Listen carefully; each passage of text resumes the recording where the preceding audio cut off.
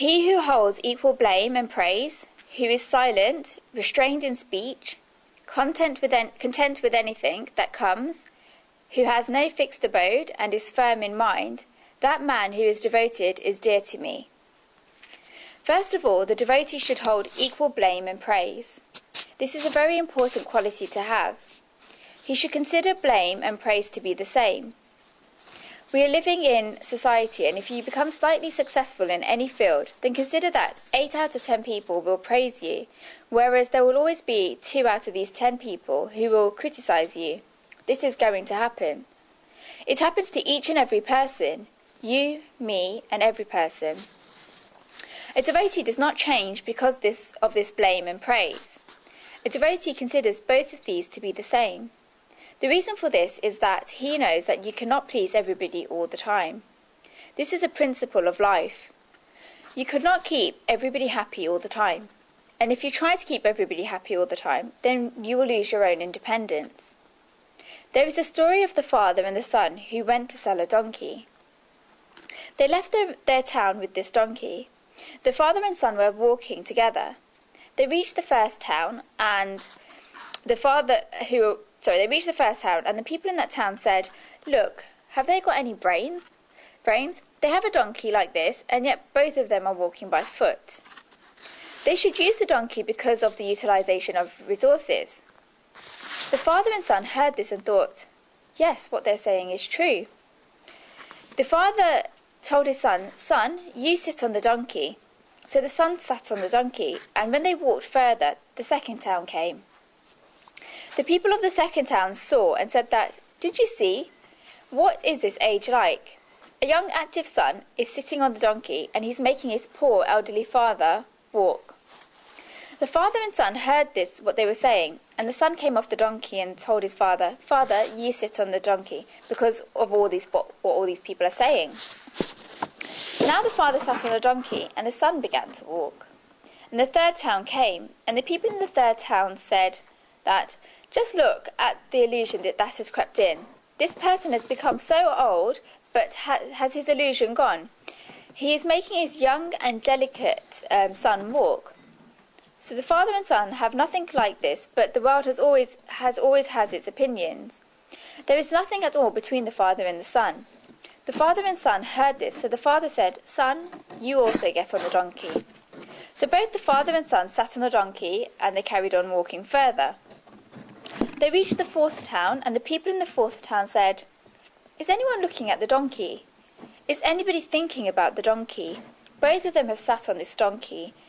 How much of a burden will the donkey feel that there is on its back?" So the father and son said that, "Now, let us think about the donkey." So they climbed down, and the son brought a big plank. They tied the 2 front feet of the donkey on one side and the 2 back feet of the donkey on the other side. They picked the donkey up and began walking. The donkey was hanging upside down, so the donkey does not have to walk anymore, and the donkey gets some rest. Before the next town was coming, they had to cross a river. It was olden times, and there was this small narrow bridge that they had to cross. The father and son were walking, and the donkey was hanging upside down.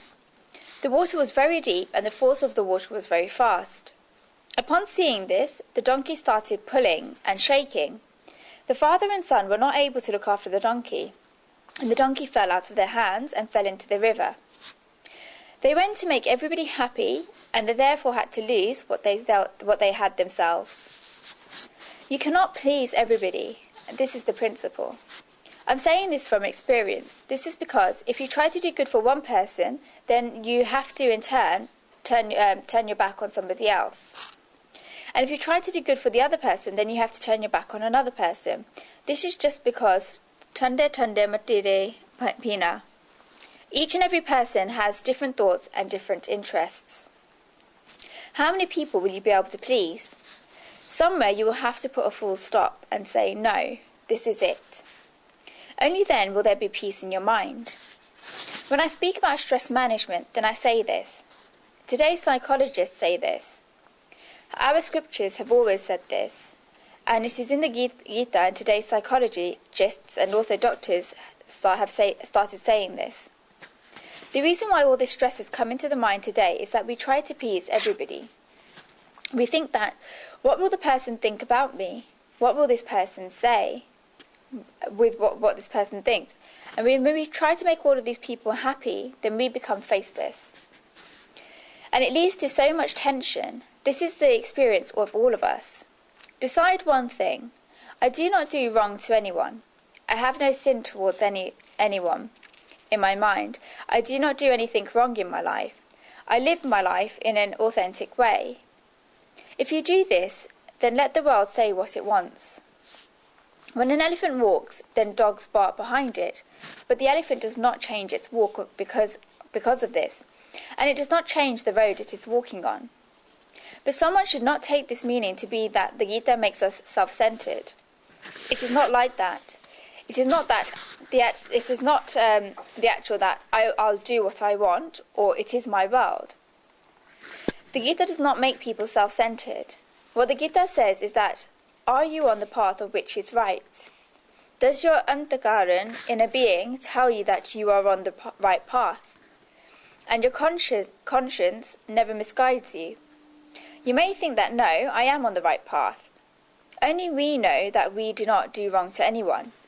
Other people say that, you did this for me, and therefore this is on your mind.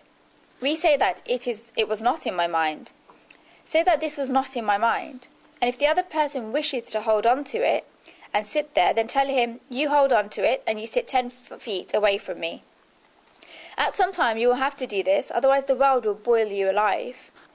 There are a lot of vultures in this world. They begin torturing you for such small things.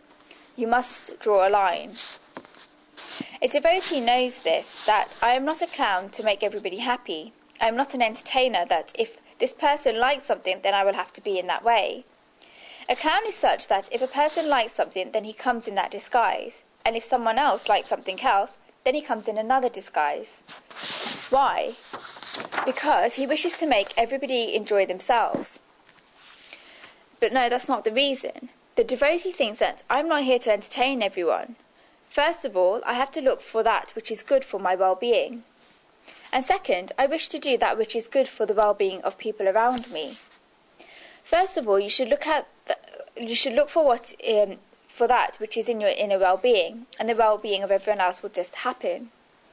The devotee thinks that on the path that I have found, and on the path that I am walking, I know that the Supreme Soul is holding on to my finger, and he is helping me to walk.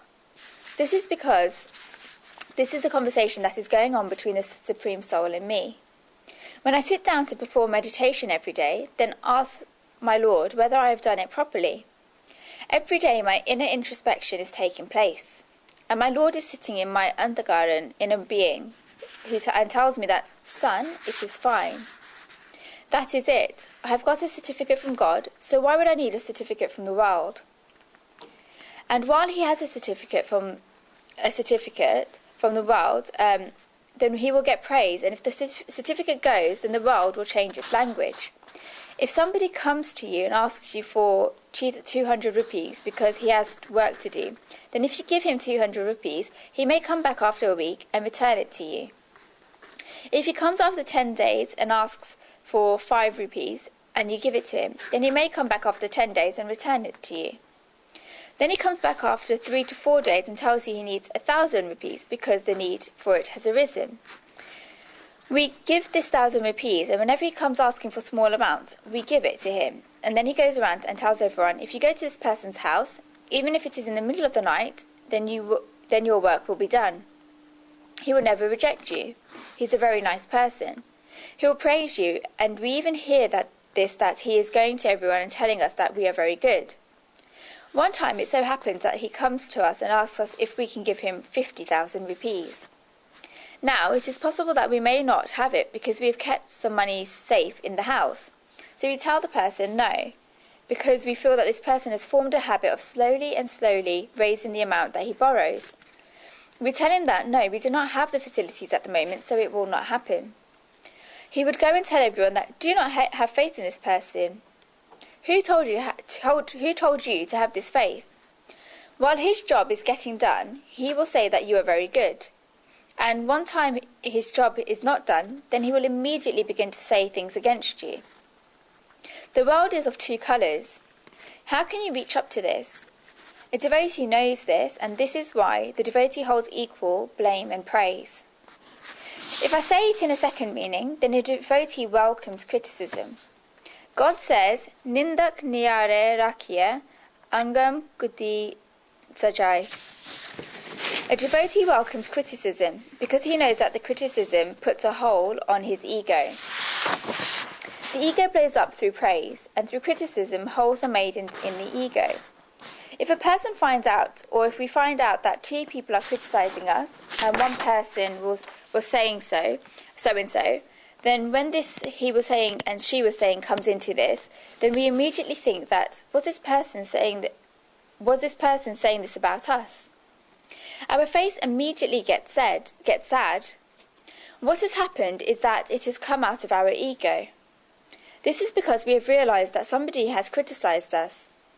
Now, the thing that makes us sad, that same thing is welcomed by a devotee who thinks, wow, this is a very good thing, that the efforts that I myself am making in order to cut my ego, and in order to make my ego weak, this job is being done by the person criticizing me. This is because I am hearing the criticism and my ego is reducing. This is my job, to reduce the ego.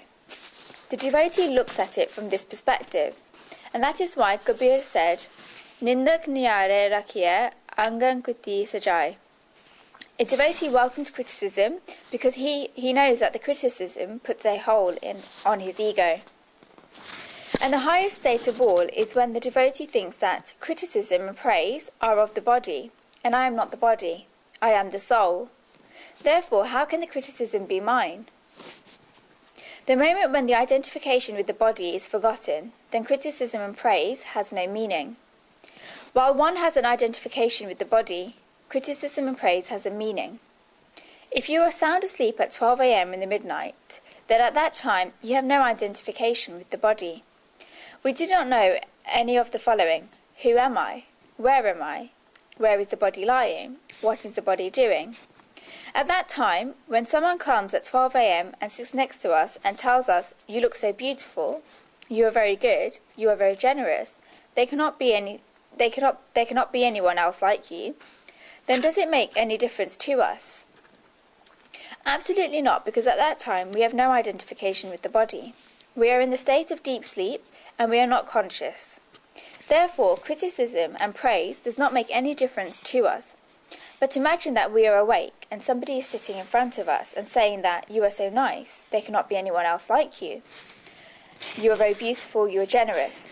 Our blood will flow so fast we will feel like saying, keep talking, keep talking.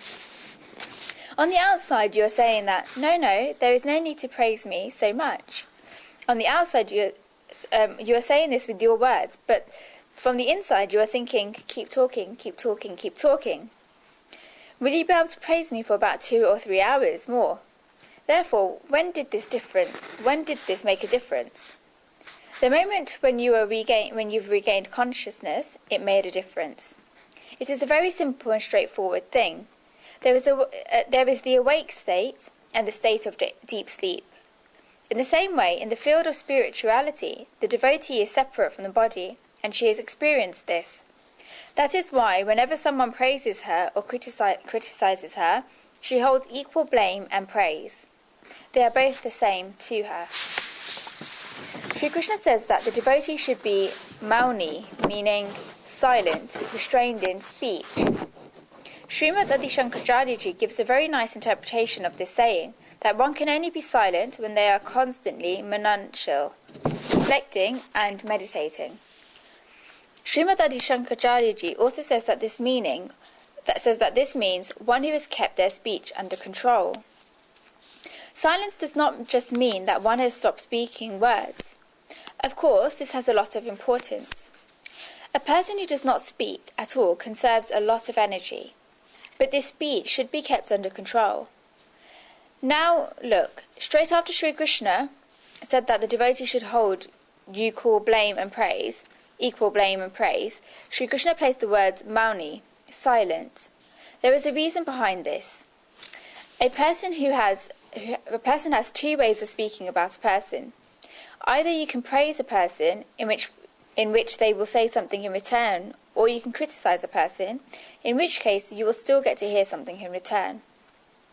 There are therefore two ways of speaking about a person.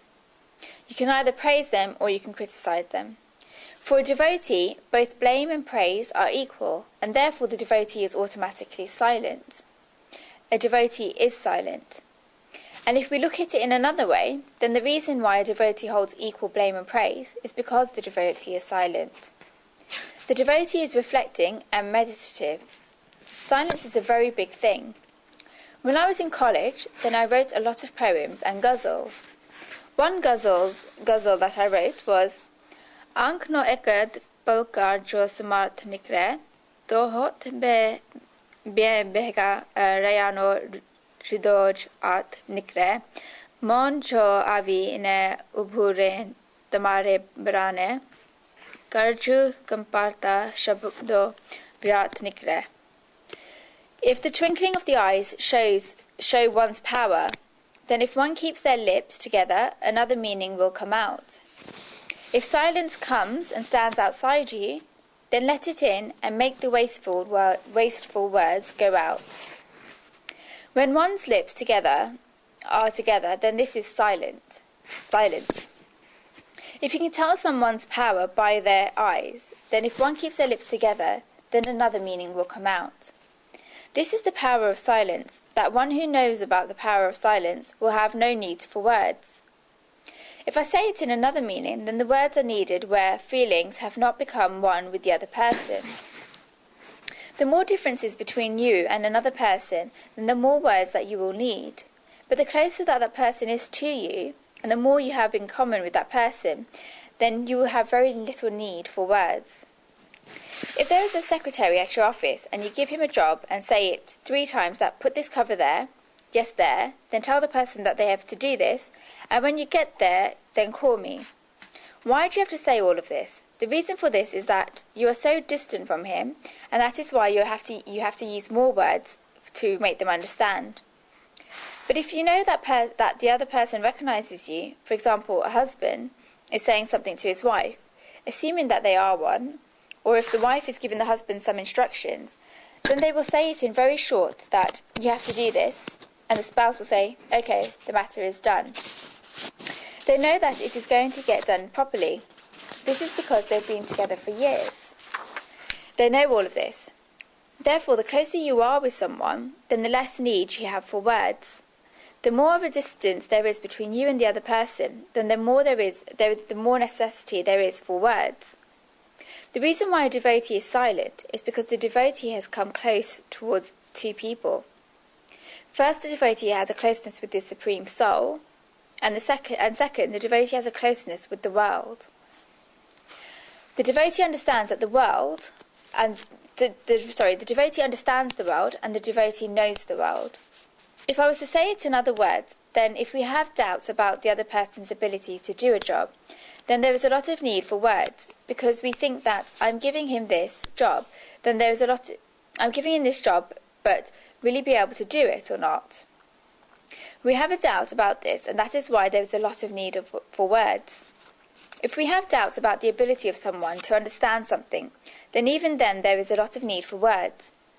But if we have faith towards the ability of someone to do a job, or the ability of someone to understand something, then there is not much need for words, and the signs in the eyes are enough.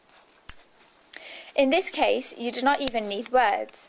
That is why a devotee has faith in the ability of the world to do the job, and the ability of others to understand. That is why the devotee is silent. And this silence is not just silence of the speech. It is silence of all the senses. It is the conservation of energy. Through silence, energy is saved. Many people practice silence, but they only stop words, yet everything else is going on loudly. This makes them lose energy. I remember a true event. I once went somewhere where the person had a rule that the time of eating he would not say anything. He would keep silent. Many people have this rule. It is a very nice rule, but only if someone absorbs it properly. This person sat down to eat, and I was sitting next to him. I could see the signs that he wanted the order of food. At that time, the cook was new. We ordered food. After the food was finished, he made another sign. The cook came, bringing chapatis. The person made more signs. Then when the cook went back, he came back with sweets. He then came back with savouries, and he told the cook he did not want savoury, so he told the cook with signs to bring something else. The person was getting agitated. There was a bowl of curry on the table, and the person kept pointing to the bowl. I told him that if you want the bowl, then tell him that you want the bowl. You are making him come back 4 times. You are becoming really stressed and tensed up. This silence has no meaning at all. Silence means full and complete silence. Great silence is that where one does not even need to write a message or write a message to someone. This is because one has to concentrate inside. This is because it is communication. If we do not speak, then we are communicating by writing. The machine of speech gets peace, and this is fine, but this does not have much of a spiritual value. The silence in the field of spirituality is complete silence. Because of this, a person changes. I once read that there are temples of silence for Buddha Motta. Those who have experienced this will know. They are there in Surat. People are sent there for a week or 10 days. There is a room that is 400 square feet by 500 square feet, and one has to go in there. When you go in there, then they close the room from the outside. It is a silence for 15 days, and you are alone, so you get to do what you want in there. When it is time to eat, then plates come through a window. And if you want something particular, if you write it in a letter, then it gets done. Someone told me about their experience with this, and that is why I'm saying it.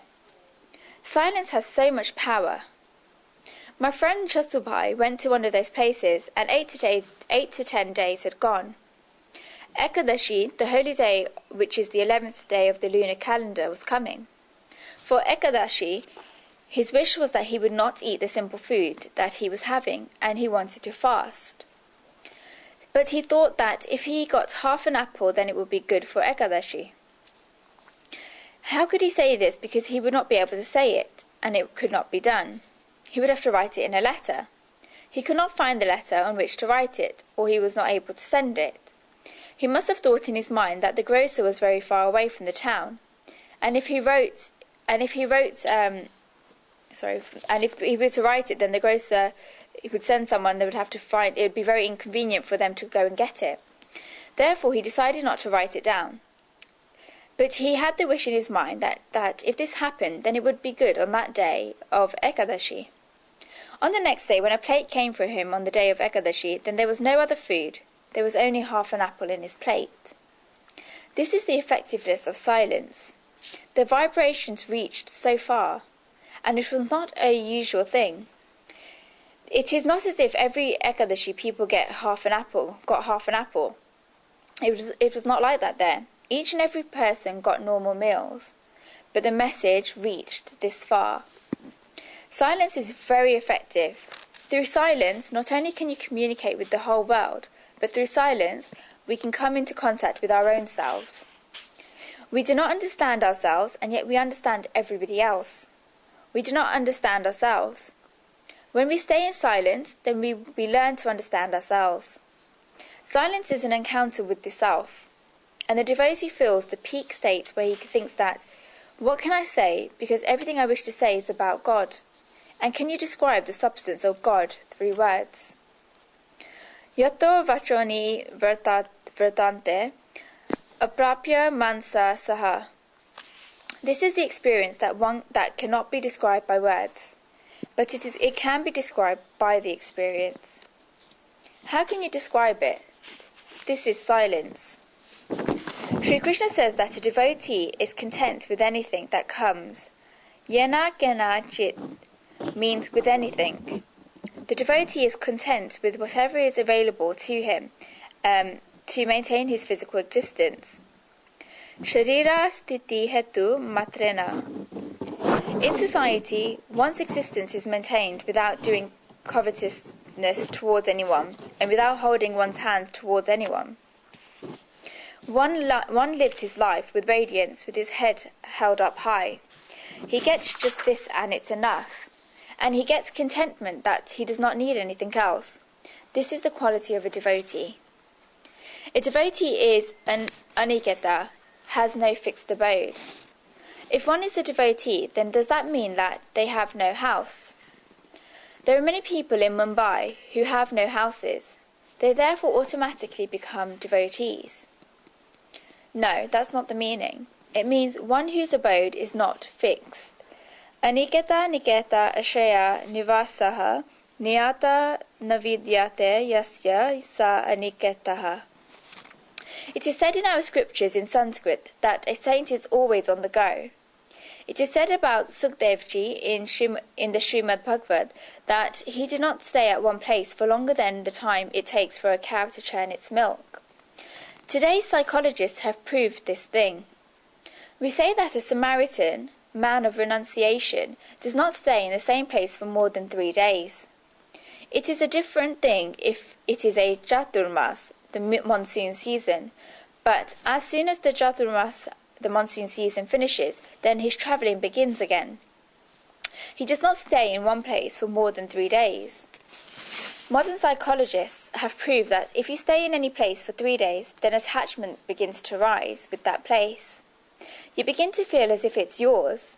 You begin to attach feelings with it. Think about it. If you have stayed at a place for half a day, 2 hours, or 4 hours, then you will not remember that place very much. But if you stay at a place for a time for over 3 days, then you will remember that place during that day. People say that 5 years ago on Diwali we went to a few various places. It is because you spent a week there that you remember it. But if you stayed at a place for half an hour, or 3/4 of an hour, then you will not remember it much, and no bondages will arise with it. That is why it is the nature of the mind that it creates a print, feelings, or bondage with that place where you stay for more than 3 days. That is why Sri Krishna says that a devotee has no fixed abode. What this means is not that the person does not live within 4 walls. He does live within 4 walls, and he lives inside a house. But the meaning of aniketa, having no fixed abode, is that he resides in the house and the house does not reside in him. What happens with us is that, rather than us living in the house lives in us. That is why at 7 a.m. we run up and down the house. The reason for this is that the house has come inside us.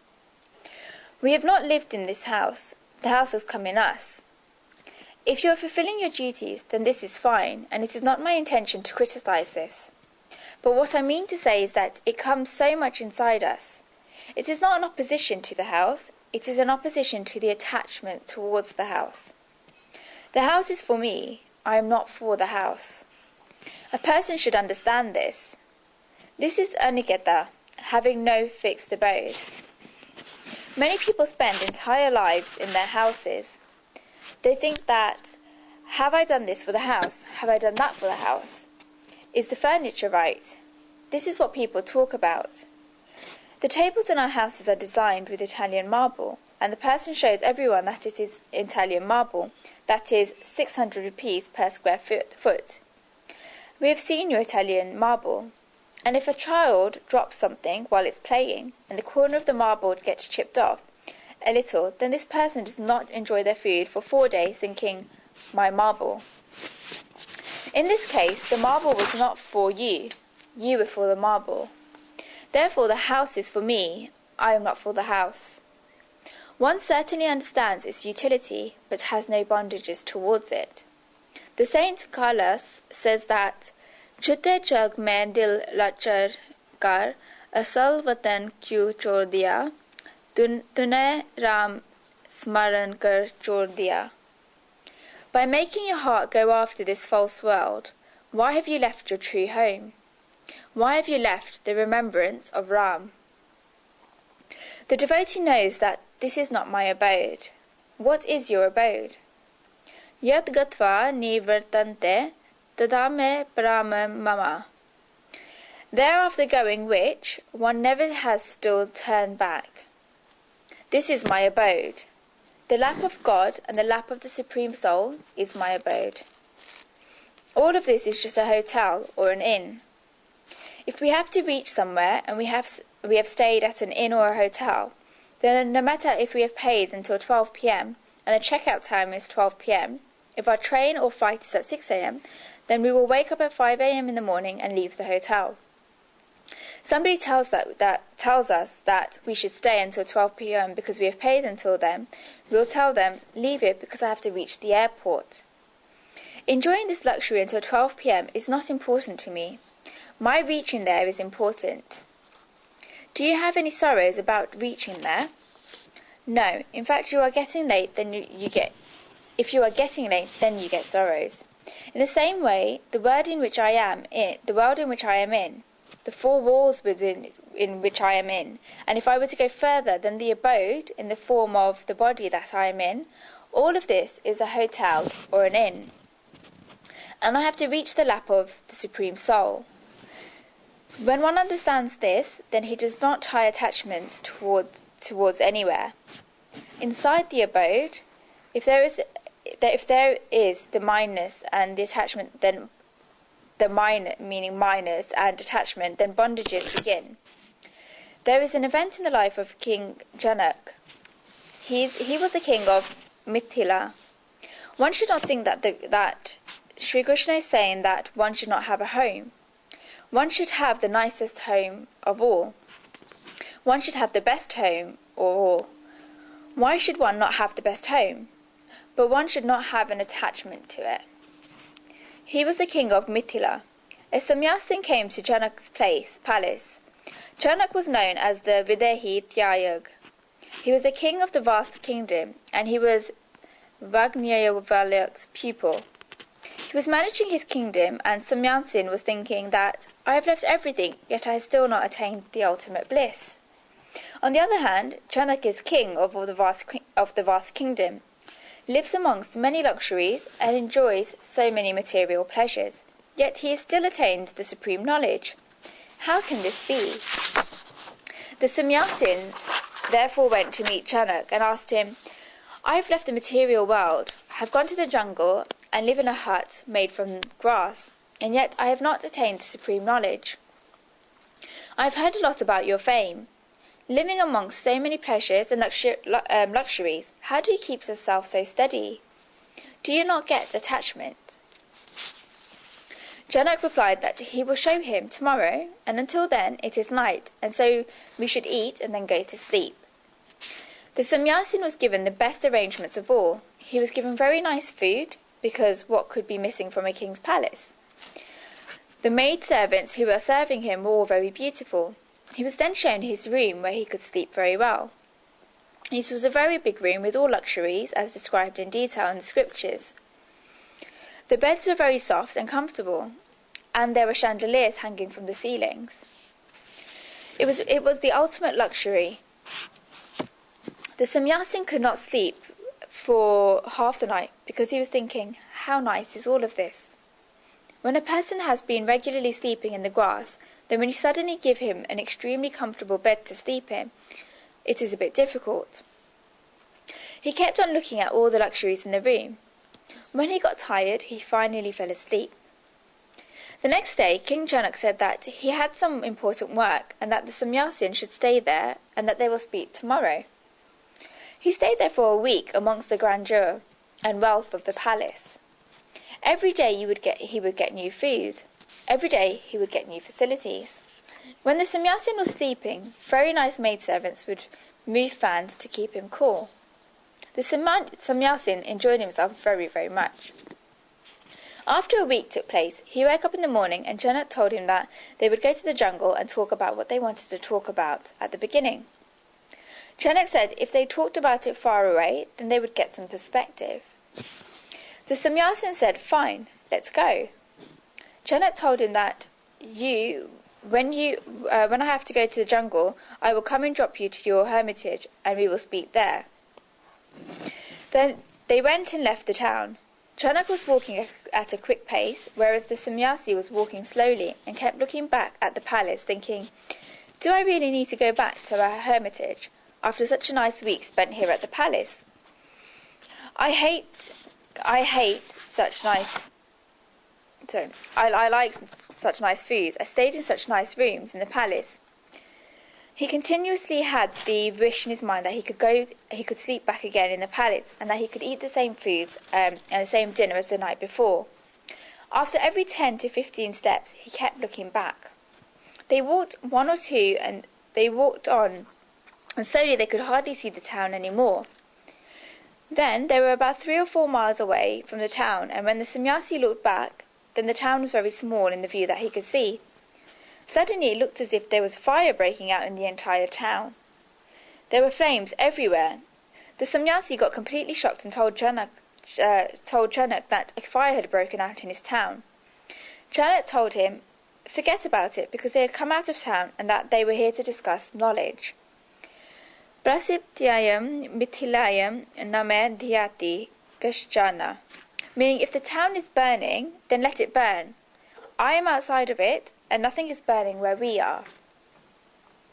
We are here to discuss spirituality. How can one attain the Supreme Soul, and how can one become videha, non-attached? Let us talk about this. This is aniketa, having no fixed abode. After staying there for a week, attachment arose for the sannyasin, whereas Chanak had all of this, and despite this, he had no attachment towards it. And I will tell you the reason why he had no attachment. Devotees live in the nicest houses of all, and live in the nicest way, but they are aniketa, have no fixed abode, because they do not put a stamp of ownership on this. They just feel that the Supreme Soul has given this to me, and this is the prasad of the Lord. There is the example of Sudama in the Srimad Bhagavad. Dwarikadish Sri Krishna gave him everything, and Sudamaji enjoyed all of this. It is clearly written in the Srimad Bhagavad that Bho Bhuje Nati Lambata. He enjoyed the material pleasures without becoming rakish. This is a devotee. Sri Krishna says that a devotee is firm in mind. His mind and his intellect are steady. This is the last quality that God gave, being firm in mind. And this is a very necessary quality, despite it being the last quality mentioned. Being firm in mind means that his mind is steady on that which is firm. Stira paramarth vastu vishaya yasyamati sta stirmati. We consider the meaning of being firm in mind to be something that does not move. That is fine, but it should be steady on something that is firm and does not move. And what is steady? The Supreme Soul, the Satchitananda, existence, knowledge, bliss. One whose mind is fixed on this subject can be said to be firm in mind. How can one become firm in mind? We should first see how the mind becomes unsteady. The scriptures say that the mind becomes unsteady because of desires. The more the desires that we have, then the more that our mind is unsteady. Therefore, it is very simple and straightforward. Things to make our mind steady, we should leave the desires.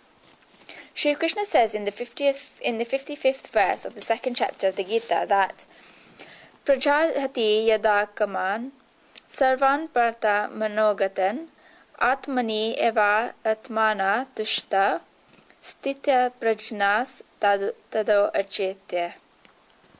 When a man puts away all desires of his mind, O Partha, Arjuna, and when his spirit is content in itself, then he is called stable in intelligence. One can only be called stable in intelligence when he puts away all desires of his mind, and when his spirit is content in itself. And being firm in mind is very important for the wedding with God. God says even at the end that you must become firm in mind and in intellect. If you change your mind now, then it will not work. If a girl is engaged and decided everything, has lunch and dinner with the groom 4 or 5 times, and does everything the people in the house will tell that now we are fixing the marriage, Now everything has to be proper in your mind. Now you cannot say that you are not comfortable with this. We are declaring in society that our daughter is being married with this person. Is everything fine with this? Are your thoughts steady with this? The girl says, yes, they are steady. The elders say, now you can go ahead with the marriage. If you still wish to think, then ask, and we will not tell anybody. Even God says that, if you are asking to become one with me, and you have come here having collected all these qualities, at the end, God says, are you firm in your mind? What does the devotee say? Are you firm in mind? If you answered yes, then God says that a person who is so devoted is dear to him. End of verse.